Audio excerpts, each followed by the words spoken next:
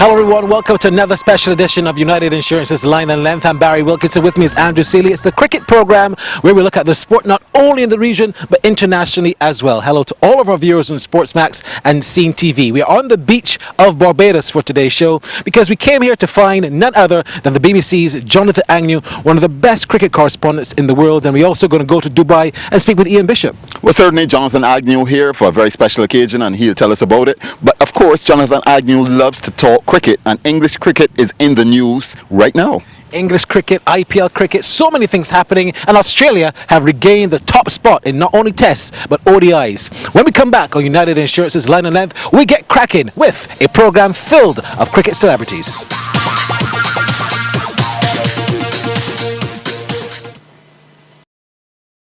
When you are insured with United Insurance, you know you're in safe hands because our AM Best Excellent rating means that we have the financial strength and stability to protect your prized possessions. Rely on the company that understands your needs for property, motor, business, and marine insurance. For all your general insurance needs, choose United Insurance. So welcome back to United Insurance's Line and Length. Joining us live now from Dubai, the United Arab Emirates, is Ian Bishop. And Ian, good to have you on the program. You just finished your commentary on another day where the Mumbai Indians seem to be struggling. My first question to you though, Bish, is how has the experience been?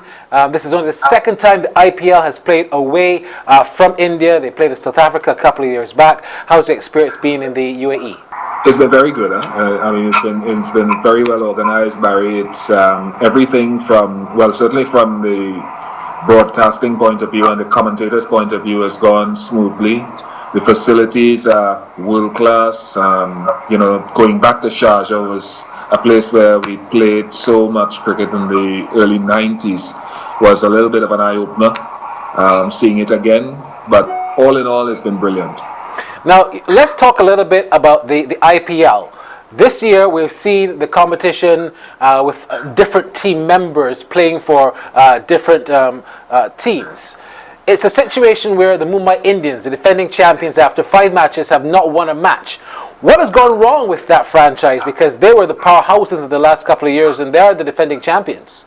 Well, based on the auction, which I think is a fantastic experience, because the whole issue of which players you retain with the salary cap that you have, in addition to releasing guys like Dwayne Smith, Mitchell Johnson into the auction and hoping to buy them back, but then other teams coming up with the funds and getting a chance to take those guys away from you. I think the whole draw of the auction is quite entertaining, and that is precisely what has happened to Mumbai Indians. They chose to retain a few players, the Harbhajan Singhs of this world and one or two others, and they let go of Smith, they let go of Mitchell Johnson, who did so very well for them last year and who are doing well for other teams.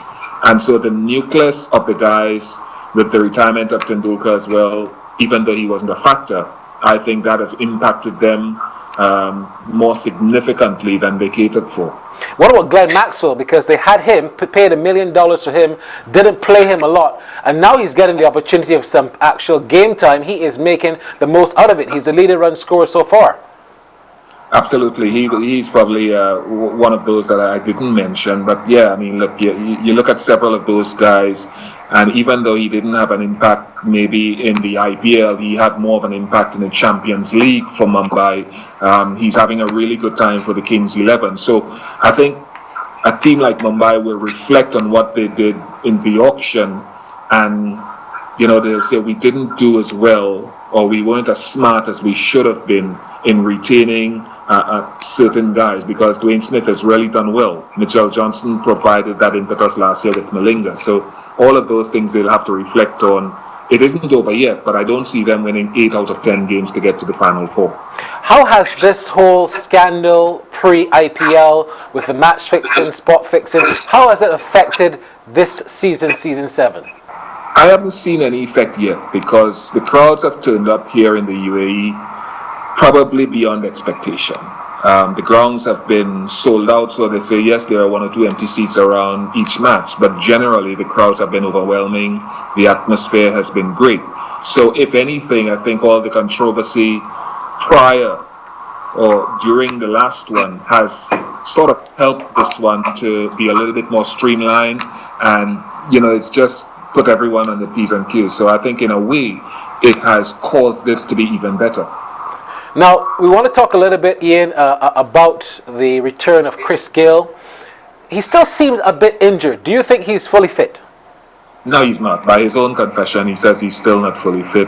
Apparently it's a trapped nerve that runs from his back down into his leg. He's had a few injections to try to alleviate the pain, and he's still feeling the effects of it.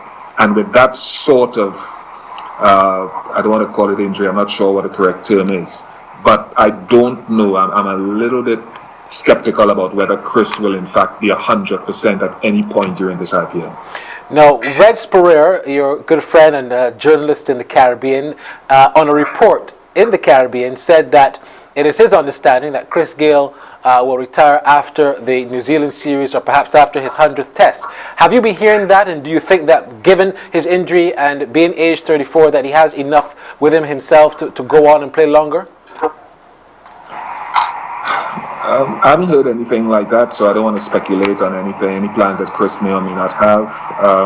But certainly Chris's body is something that is, because remember this injury that he has now is something that affected him during the Ireland series in the Caribbean, because he missed 1 or 2 games leading up into the England series. So Chris is the only one that will know his body. He's 33 or something now, but he has the body of a 35-year-old really in many ways. So he's not as athletic as some. At some point he's going to give it away, but I don't want to speculate on that. Now, last week we had Dwayne Bravo on the program. He was saying that it has not been since 2010 that he has not played Test cricket. How do you feel about him being in the Test team? Because he was a feature, scored a Test century in Australia, was beginning to shape up good, but then he has not been able to regain a place. What do you think he needs to do to get into the Test team, and is he good enough to play for the West Indies Test team? I think he is good enough to play Test cricket again. Of course, you'll hear the usual people saying it's because he's a Trinidadian. I'm saying that no. I'm looking at his skill set and what he did over the tour of New Zealand, what he's done since. I know that he needed to do more because his Test career was becoming stagnated even just prior to his sabbatical, whether it was enforced or not. So he needed to recharge his batteries. He needed to sort of upskill, I suppose is the word. And from what I saw, leaving India into New Zealand in the one-day games, into the T20, World T20, I think Dwayne Bravo's batting has found a renaissance. I think his bowling has become more consistent. So I think and definitely believe that he has a part to play in Test cricket if given that opportunity. You said something there just now, Ian, that by your, as using your own words, by your own admonition, that because he's a Trinidadian, because you're Trinidadian, people will say that's what you feel. Do you get the impression sometimes, Ian, that people get hard on you when you make positive comments about Trinidadians when they're playing for other teams? Do you feel too Trini sometimes about the comments that people say you make? I do feel that it's difficult sometimes to speak extensively about Trinidad and Tobago players, but I try to be as objective as I can, whether it's in criticism of them, whether it's an analysis of them, or any other player. I've spoken in the same breath about players from Barbados or wherever, and generally I'll go back and I'll not take on what people say, but I'll say that I think Dwayne Bravo has the skill now. The avenue to do that is going to be the difficult thing. Can they go on his one-day form, or does he have to play a first-class season? Well, if that is the case, then Darren Sammy probably won't play Test cricket this year again because he hasn't played in any of the first-class matches. So what is good for one has to be good for all. Are you concerned about Darren Sammy's bowling? It has gone totally off the ball in recent times. I am. He's placed so much emphasis on his batting, and I've seen it firsthand, and his batting has improved leaps and bounds. And unfortunately, that has taken plays significance on his bowling. It's taken a toll on it, and he really needs to be bowling because his batting, as much as it has improved, is not the thing that is going to hold him constantly, even in the limited over setup, more so the 50-over game. Maybe he gets away with it in T20 because the other resources around him, but if he's to play any of the other formats, he has to bowl, which means putting aside time to do that. Last question, Ian. who's your team to beat in this year's IPL? Who's your team that you think will be lifting the trophy this year? Early days yet. It is early. Kings 11 and CSK look like the two strongest, but we're in the UAE here. The Seamers played a predominant role because the pitches had grass, and two of them there was a lot of grass. The other one was a better batting surface in Sharjah, where the boundaries were small, the wickets were good. So the Seamers have held sway. When you go to India now, the spinners are going to come into their own. So that may provide a different perspective to who goes out front. But I'll say right now, the best two teams, good-looking teams, are Kings 11 and CSK. My biggest disappointment so far has been RCB. RCB, why you say that?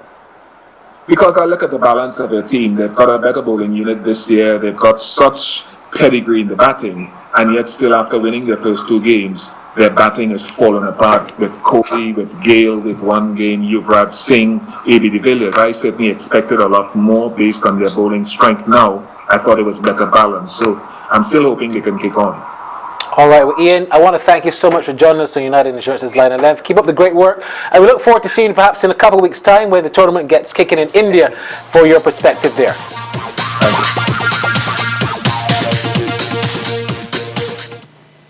When you are insured with United Insurance, you know what it feels like to feel this safe. Choose the financially strong regional insurance company with the strength and stability to protect your prized possessions. For property, motor, business, and marine insurance, you're in safe hands with United Insurance.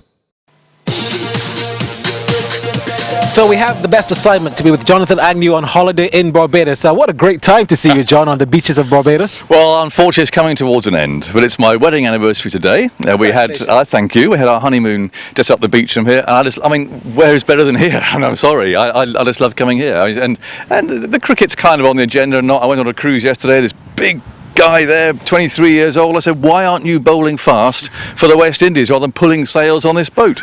He said, cricket. He said, we're playing football now. I said, no, come on, you've got to get cricket going again. Not least because I can keep coming back. Wonderful stuff. Well, look, John, hate to ruffle you about a number of issues we have going on in the cricket. Andrew and myself were talking as we came.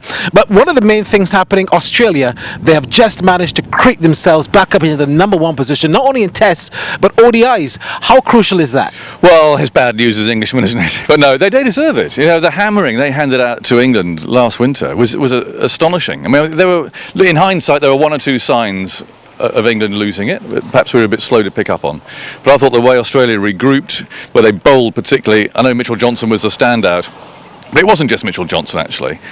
Tremendous backup and support. Their batting's got some issues, but they played a really aggressive, hostile brand of cricket, and England simply went up to it. So fair play to them. They go, and to beat South Africa in South Africa, well, you know, you can do no more than that, can you? So what's going to happen next for English cricket, Jonathan? So much has happened in the last 2 to 3 weeks only. Peter Moores is back. Farbase fired Sri Lanka and is back in England. Obviously, it's a big job for him. And now we've heard that Graham Gooch is gone. So it's a totally new staff, but with the same captain. Same captain, and Alistair Cook got a lot of stick in Australia. I think rightly so. I mean, a problem for us, it might be the same for you, is that our captains have no time to learn the job. They don't play county cricket anymore. No. They're suddenly England captain. And I think Alistair Cook's last team that he captained was Bedford School years ago. So, you know, suddenly you're captain in the Ashes. So, yeah, that's tough. No Kevin Peterson, he missed that name off there. I mean, the arguments at home, fella, I tell you, it's just unbelievable. And they continue, don't they? In fact, Peterson is saying that, suggesting perhaps he's available to be the England batting coach. Oh, no, I haven't heard that one. Well, that's a new one. I'm on holiday. Well, he tweeted it today. Yeah. Well, he might be available, but let me tell you, that ain't going to happen. I mean, it's an incredible story. It's a sad case, really. It's difficult to know where to put your allegiances because not all the information has come out yet. He's going to write a book, that'll be out in October. That's when this contract comes to an end, and then the board can put their argument. Something clearly happened over there. When he came back after all the texts about Andrew Strauss he sent to South Africans, when Alistair Cook had him back, he had to sign to say that he would never again undervalue or in any way harm the integrity of the authority of the England team. He actually had to put that in writing. Some things happened. The board say they can't say anything yet, but it's up to them because they are losing the PR debate on this. There's a lot of very angry people back at home. Peterson's the best player. What's going on? Has he made a scapegoat? All that sort of stuff. But until the information comes out, the facts are known, we can only guess like everybody else. But it's a huge change for England. You know, they've been so successful recently. To lose all these key people, Andy Flower, you know, have Peter Moore's back. I think it's fair to say that there wasn't a lot out there. You know, being coach of England these days, and in national side actually, isn't what it used to be. You can go and do the IPL now for 6 weeks, 2 months, pick up the same money. Why are you going to do it in the spotlight, traipsing around the world for a year? You know, so I don't think there's a very high calibre of coaching on offer. But no, boy, it's going to be a very interesting few months ahead. I want to ask you about that England job with Peter Moores and Farbris being his deputy. His first assignment is going to be the team that he just left, England versus Sri Lanka. How would he react to that, and how did the England team feel about him leaving a job to come on one? Does it speak of his allegiance to perhaps a contract? Well, it's interesting because I spoke to Paul. We were in Bangladesh for the World 2020, and he was staying in the same hotel. And I said, "Are you in for the England job then?" You know, he said no. So he did not apply for it, and I believe him. So clearly he was headhunted. England wanted him because he's obviously done a very good, if short, job at Sri Lanka. He's been around the England game for a while, not least at Yorkshire quite recently too. So, yeah, I think the fact that he was only at Sri Lanka for a very short period, I don't know. I know he found it hard to come away. But I'm sorry, if you're an Englishman, I think it's like if you're a West Indian, and suddenly you have that chance to come back. I think you probably take it, don't you? You know, he was away from home. His family hadn't settled there. There were lots of reasons for him wanting to come back to England. And if you're a coach, it has to be an exciting time, doesn't it? I mean, just starting from rock bottom. You're not David Moyes, who's got to inherit Manchester United and all that expectation. We can talk a bit about that too, couldn't we, Jonathan? Okay. But it's totally different. You're starting from scratch, and that must be, as a coach, it must be exciting, I think. What of Ashley Giles? He was given a raw deal, obviously, immediately after the Ashes. We knew that England wouldn't do well, and certainly he suffered the consequences of not doing well as the coach. What happens to him now? Apparently he's nowhere, literally. What happens next? Does he go back to his county? Well, he's jobless. He can't go back to Warwickshire. There's already a coach in there. Yeah. So, I mean, the only vacancy really is Lancashire because Peter Moores has taken that. I mean, I felt a bit sorry for Giles. His record isn't very good. But having said that, he often didn't have the strongest team put out because they were rested all the time. And I think that's something English cricket will look at. They've been resting far too many players. And it gave actually Australia a bit of a head start last summer. The one-dayers, like a second 11 played for England and they got hammered. And that actually gave Australia a bit of momentum. So I think that'll change. But they wanted Giles to have the job. No doubt. But that defeat to the Netherlands. Well, it was the Netherlands. The Netherlands finished it. That finished it. I just don't think. I interviewed him the day before that game. There were a lot of ECB people around, and I think he was still favourite to get the job. And I said to him after the interview, I said, "Don't mess up tomorrow, Ash." And they lost to the Netherlands. I just don't think that really spooked the board. I think they couldn't give him the job. You know, there's so much of this Peterson stuff going anyway. They couldn't have done it. So Peter Moores comes back for a second time, and of course, the first time ended with him and Peterson falling out. If you remember, England came here and got rolled out for 50, and the whole thing then was a bit of a shambles. But England won the Ashes that year. So you can turn things around if you get the right people. And quickly too, because international cricket is such now, Jonathan, that there's so much international cricket in very small windows. Because in fact, Moores will now be responsible for the Sri Lankan tour, but he'll also be responsible for the ICC World Cup 2015 Australia and New Zealand, which is obviously a major competition and something that England will want to win. Yeah, I mean everything now. Right. How a coach does everything for a long period of time, I think, remains to be seen. So I think actually Farbris and Moores will share some of the work. Actually, you know, it's a hard graft these days. But yeah, I think it's too much international cricket, if I'm honest. I mean, perhaps I don't think you get quite as much here as the rest of us do. You know, we have long Test series and one-day internationals shoehorned in. You know, England are away a lot, travelling around, playing a lot of Test cricket. So I think it's too much. You know, but hey, you know, the TV deals are done, and that's what pays the money. Are you concerned about Graham Gooch being let go this morning? Does he have a future? And also, was he hard done? Well, I feel sorry for Graham because he's a friend of mine for a start. But no one works harder than Graham Gooch. Nobody. He was there. I often saw him doing the Ashes. Of course, he was there in the nets every day, throwing the ball, trying to help. But after a while, I think it's like a school teacher might say that the kids sometimes they just hey, you know, they're not listening anymore. Doesn't matter what you say, you need a new voice. The voice will probably say the same things, but it's just someone else saying it. And I think probably Graham had come to the end. You know, he's in his 60s now. He perhaps played a type of cricket that the young guys these days don't necessarily identify with. So it's a shame for him. He'll be back there at Essex. Graham Gooch will always be in demand as a very fine player and good coach. Final question: will Kevin Pietersen ever play again for England Do you think he'll ever have that chance, even if Moores only has a 2 or 3 year chance at the contract with the coach? No.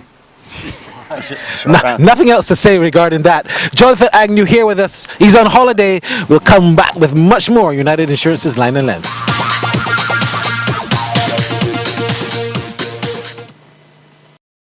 When you are insured with United Insurance, you know you're in safe hands because our AM Best Excellent rating means that we have the financial strength and stability to protect your prized possessions. Rely on the company that understands your needs for property, motor, business, and marine insurance. For all your general insurance needs, choose United Insurance. So we're back with our Eye on the IPL segment. Jonathan Agnew's not a big IPL fan, I take it. I have to be honest with you, I saw one game at the very start. I went out there to watch because there's a great fascination. I saw the Chennai Super Kings play the Mumbai Indians. I've never seen another game. On television, never listened. I have no interest in it at all. I'm not being pompous. I like 2020 cricket. This is a circus. It's tacky. I think we'll be more and more aware of things that have gone on behind the scenes. Corruption. I have nothing to do with it. People can watch it if they like. They can get excited about it.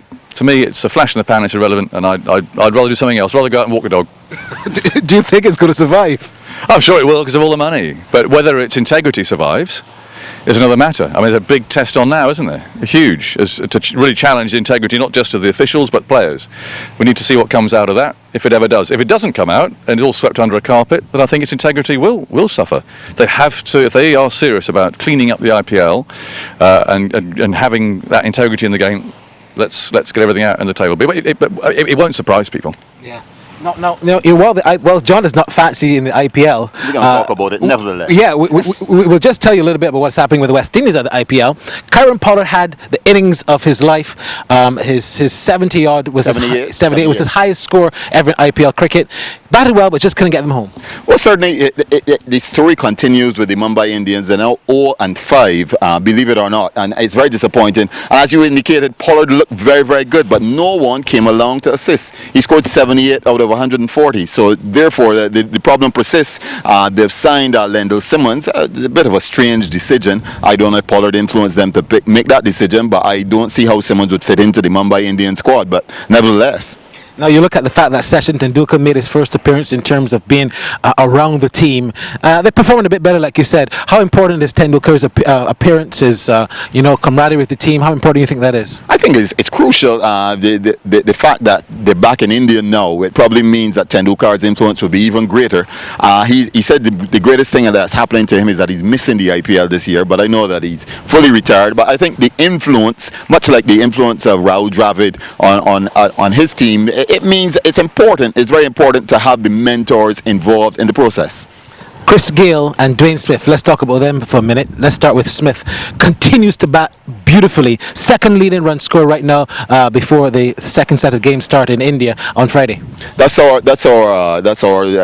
opening pair for T20 cricket, Dwayne Smith and Chris Gayle. And much like in the World T20, Dwayne Smith is doing much better than Chris Gayle. And it's ironic that Smith, who we have described as a player not good on the offside, is now showing that he is an offside player and can play the offside strokes. Whereas Chris Gayle, I continue to believe that Gayle is not fully fit. And I'm wondering what your thoughts are. Ian Bishop did say it. He has a trapped nerve, and Bishop that's a new injury, isn't it? Yeah, well, Bishop is quite worried about that in terms of how his future in his career. When you looked at Gayle in this first IPL game, it was his first game for the RCB this season. He looked good. His first over, he made about 18 runs, 2 sixes and 2 fours. 2 sixes and 2 fours. He got to 20, and then at the start of the next over, he was obviously looking for another 6. So what actually happened then to his team, to RCB, is that they lost momentum almost immediately. So after just 7 balls, RCB lost momentum because Gayle was gone. Indeed. Now, Darren Sammy, hot and cold, pick up 6 to 4, 1 wicket, but he's still the kind of cricketer that is a match winner. And the Sunrisers Hyderabad beginning to pick a little. Well, certainly last year they were the surprise team of the IPL. So I don't think anybody's surprised by their performance this year now. But what we're seeing is that it seems as if Sammy is able to motivate individuals around him. So even though his performance level may not be the greatest. What we see are the players running and gelling around the Sunrisers, the Hyderabad team, and Darren Sammy is the man leading the pack. Batting at number 6, he's the leading cheerleader. In fact, some of our commentators suggest that's what he does best, but I shan't call any names. But he's leading the pack, and the Hyderabad are coming into their own. By his own standards, Sunil Narayan, prior to the game starting yesterday, Friday, has had a quiet week, but he still has the most wickets in the tournament. How has he been delivering to you? Tight but no wickets? As usual, nobody knows how to get Sunil Narayan out of the ground. So his 4 overs are always critical in any game. And what has happened is he's bowled 4 overs for less than 20 runs in almost every game. So what it means is that the team has 16 other overs to get their runs. And if you're playing a T20 game and you only have 16 overs, the effectiveness of Narayan is that.